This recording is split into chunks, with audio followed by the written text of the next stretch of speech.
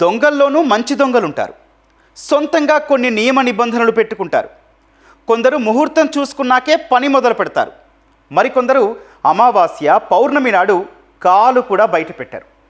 మరికొన్ని ముఠాలు అసలు మహిళల జోలికే వెళ్ళరు.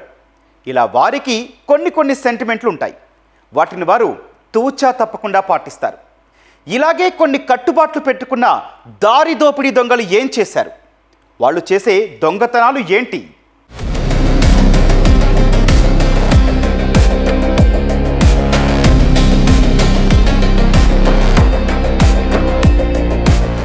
చాలా కాలం క్రితం శంకర్ దర్శకత్వంలో వచ్చిన ఓ సూపర్ హిట్ సినిమాలో హీరో దొంగతనాలు చేసి ఆ వచ్చిన సొమ్ము పేదలకు ఖర్చు పెడుతూ ఉంటాడు. అయితే అతను కేవలం బాగా డబ్బున్న వాళ్ల ఇళ్లు, అన్యాయంగా సంపాదించిన వాళ్ల సొత్తు మాత్రమే దోచుకుంటాడు.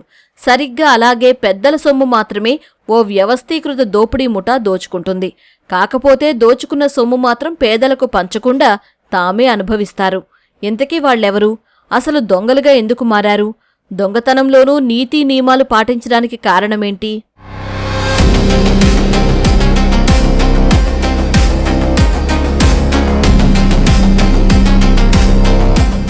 అనంతపురం జిల్లాలో ఇటీవల జరిగిన 2 దారి దోపిడీల్లో సుమారు 5,80,00,000 రూపాయలు పోయాయి.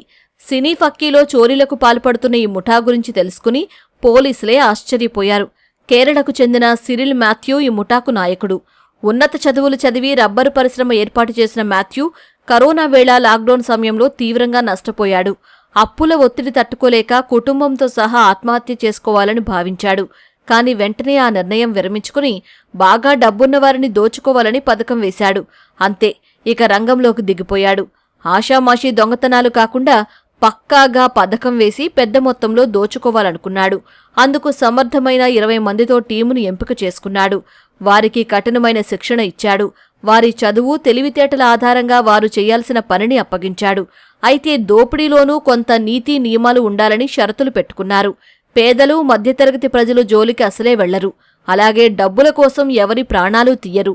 ఈ ప్రమాణాలు పాటిస్తూ 3.5 ఏళ్లలోనే పెద్ద నేర సామ్రాజ్యాన్ని స్థాపించారు. దేశవ్యాప్తంగా నెట్వర్క్ను విస్తరించుకున్నారు. వీళ్లు పథకం వేశారంటే పని జరిగిపోవాల్సిందే. చిన్న చిల్లర దొంగతనాల జోలికి అస్సలు వెళ్లరు. కొడితే ఏనుగు కుంభస్థలమే కొడతారు. పైగా డబ్బులు పోయినా బాధితులు కేసు కూడా పెట్టరు. ఇదే వీళ్ల దోపిడీ స్పెషాలిటీ.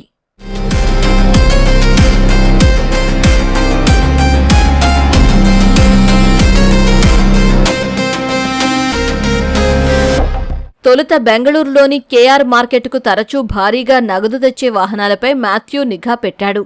వాటి నెంబర్ల ఆధారంగా సూరత్, ఢిల్లీ నుంచి వస్తున్నట్లు తెలుసుకుని వాటి డేటా మొత్తం సేకరించాడు. పక్కాగా పథకం వేసి జాతీయ రహదారులపై హవాలా నగదు తీసుకొచ్చే వాహనాలను దోచుకునేలా వ్యవస్థీకృత ముఠాను తయారు చేశాడు. వ్యాపారస్తులు డబ్బు తీసుకెళ్తున్నారు. ఆ డబ్బుని ఒక 3 వెహికల్స్లో వచ్చిన వ్యక్తులు వాళ్ళని అడ్డగించి ఆ వెహికల్లో ఉన్న డ్రైవర్ని, అతనితో ఉన్న సహ డ్రైవర్ని ఇద్దరిని కూడా తీసుకెళ్ళిపోయినారు. 2 వెహికల్లో. అదేవిధంగా ఈ వెహికల్లో ఉన్న డబ్బును కూడా వాళ్ళు దాంట్లో ఉన్న డబ్బును కూడా దోచుకెళ్ళినారని చెప్పి మనకు వాళ్ళ స్టేట్మెంట్ల ద్వారా తెలిసింది. 2 కలిపి ఒక 5,80,00,000 పోయింది.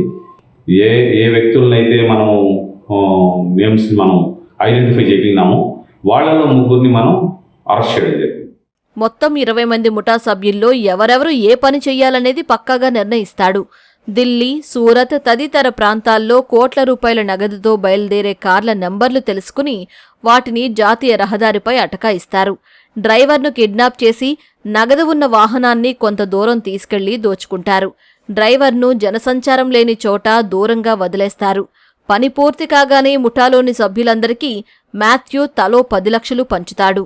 సూరత్, నార్త్ ఇండియా నుంచి మన బెంగళూరుకి ఎక్స్పోర్ట్ ఇంపోర్ట్ బిజినెస్ చేస్తున్న వాళ్ళు సంబంధించిన మనీ ట్రాన్సాక్షన్స్ని ఇంటర్వ్యూన్ చేస్తూ ఈ రాబరీ చేయడం జరిగింది. 10 టీంలు ఫామ్ చేస్తూ ఈ కేసుని మనం డిటెక్ట్ చేశాము.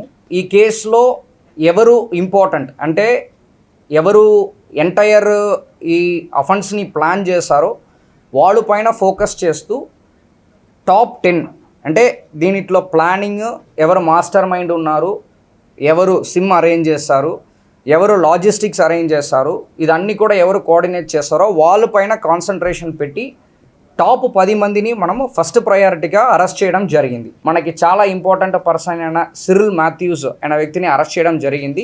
ఈ సిరిల్ మాథ్యూస్ అనే వ్యక్తియే ఈ entire offence master mind. Actually వీళ్ళు 15 కేసులో ఇన్వాల్వ్ అయ్యారు, సిమిలర్ టైప్ ఆఫ్ కేసెస్. ఈ 10 మందికి కూడా ఒక్కొక్కరికి ఒక్కొక్క రోల్ ఉంది. They are very important persons. వాళ్ళందరినీ కూడా అరెస్ట్ చేయడం జరిగింది. దీని హయ్యెస్ట్ కేసెస్ చూసామంటే ఈ సిరిల్ మాథ్యూస్, సియాబుద్దీన్, ఆసిఫ్ అహ్మద్ వీళ్ళు ముగ్గురికి high number of maximum cases ఉంది. ఎందుకు మ్యాక్సిమం కేసెస్ ఉందంటే వీళ్ళే సెంటర్ మాస్టర్ మైండ్, వీళ్ళని చుట్టే అన్ని అఫెన్సెస్ జరుగుతుంటాయి. నేపాల్లోనే ఉంటూ మాథ్యూ ఈ దోపిడీలన్నీ చేయిస్తూ ఉంటాడు. ఇదే విధంగా అనంతపురం జిల్లాలో 2 వాహనాలను అడ్డగించి సుమారు 5,80,00,000 దోచుకున్నారు. పోలీసులు దాదాపు 3 నెలలు కష్టపడి ఈ దోపిడీ ముఠాను పట్టుకున్నారు. దేశవ్యాప్తంగా అనేక రాష్ట్రాల్లోనూ ఈ ముఠా దారి దోపిడీలకు పాల్పడింది. ముఠా సభ్యులు దొరికినప్పటికీ కీలక నిందితులు మాత్రం చిక్కలేదు. సత్యసాయి జిల్లా పోలీసులు పక్కా సమాచారంతో మాటువేసి కింగ్ పిన్నును పట్టేశారు. వీరి నుంచి 1,26,00,000 నగదు స్వాధీనం చేసుకున్నారు.